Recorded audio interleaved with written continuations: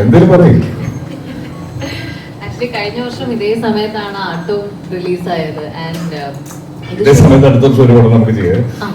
അങ്ങനെ നടക്കട്ടെ. പിന്നെ ഇതിന്റെ ഷൂട്ട് ചെയ്യുന്ന സമയത്തായിരുന്നു എനിക്ക് ആർട്ടിന്റെ അവാർഡ് കിട്ടിയത്. അപ്പോ പിന്നെ ഈ ഷൂട്ട് ചെയ്യുന്ന സമയത്ത് കുറെ നല്ല നല്ല കാര്യങ്ങൾ സംഭവിച്ചു. ആൻഡ് ഞാൻ ശരിക്കും അക്ഷരയുടെ കൂടെ പെർഫോം ചെയ്തു, എനിക്ക് എൻജോയ് ചെയ്തു. ക്യാരക്ടർ പറ്റിയ നല്ല എക്സ്പീരിയൻസ് ആയിരുന്നു. ഇനി ഓരോ വർഷവും നല്ല തുടക്കം സിനിമയിലൂടെ ആവട്ടെ എന്നാണ് ആഗ്രഹം.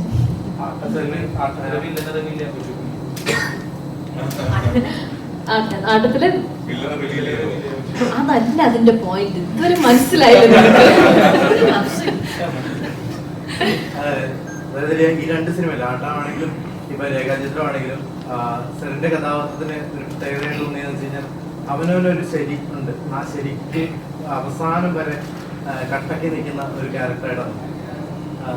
ജീവിതത്തിൽ ഇങ്ങനത്തെ ഏതെങ്കിലും അനുഭവങ്ങളൊക്കെ ഉണ്ടായിട്ടുണ്ട്?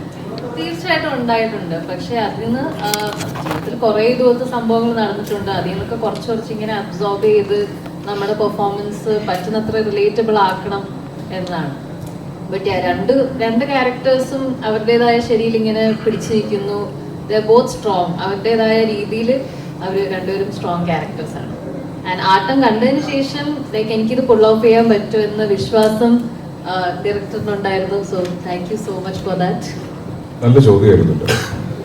2025 തുടങ്ങി ആദ്യത്തെ സിനിമ ഒരു ലക്കായിട്ട് തോന്നുന്നു. ലക്കി സ്ഥാനം തന്നെ വിളിക്കാല്ലേ? ലക്കൊന്നല്ല, ഞാനൊരു വർക്ക് ചെയ്യുന്നുണ്ട്. അത് ലക്ക് ഉണ്ടോന്നല്ല, ഞാൻ വർക്കിംഗ് ഫോർ ഇത്രേ. എങ്ങനെയുണ്ടായിരുന്നു നിങ്ങളുടെ സബ്ജക്ട് കേൾക്കുന്ന സമയത്ത്?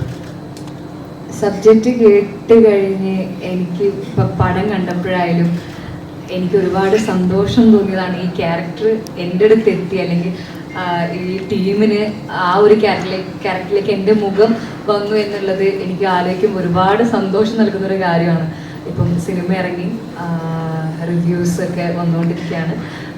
പോസിറ്റീവ് റിവ്യൂസ് ഒക്കെ കേൾക്കുമ്പോൾ ഒരുപാട് സന്തോഷമുണ്ട്. അപ്പോൾ അത് അങ്ങനെ ഒരു ക്യാരക്ടർ, ഈ പടത്തിലെ ക്യാരക്ടർ എന്നെ തേടി എത്തിയതിൽ ഇപ്പോൾ എനിക്ക് ഒരുപാട് സന്തോഷമുണ്ട്.